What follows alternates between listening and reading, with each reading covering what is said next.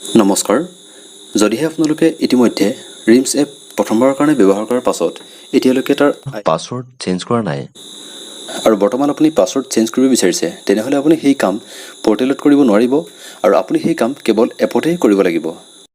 গতিকে password change কৰিবৰ কাৰণে প্ৰথমে আপুনি আপোনালোকৰ বিদ্যালয়ৰ আইডি আৰু পাছৱৰ্ড দি এপটো খুলি ল'ব আৰু তাৰ পাছত আপোনাৰ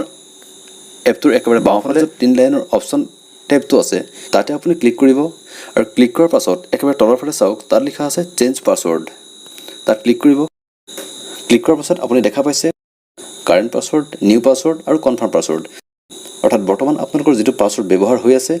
সেইটো আপুনি একেবাৰে ওপৰত কাৰেণ্ট পাছৱৰ্ডত লিখিব তাৰ পাছত আপুনি যিটো পাছৱৰ্ড আপোনালোকে দিব বিচাৰিছে সেইটো আপোনালোকে নিউ পাছৱৰ্ডত লিখিব আৰু শেষত সেই নিউ পাছৱৰ্ডটোকে আপোনালোকে তলত লিখি কনফাৰ্ম কৰি দিব আৰু তাৰ পিছত আপুনি সাবমিট কৰিব সাবমিট কৰাৰ পাছত আপোনাৰ পাছৱৰ্ডটো চেঞ্জ হৈ যাব এতিয়া আপুনি নতুন পাছৱৰ্ডে লগইন কৰিব পাৰিব ঠিক আছে থ্যাংক ইউ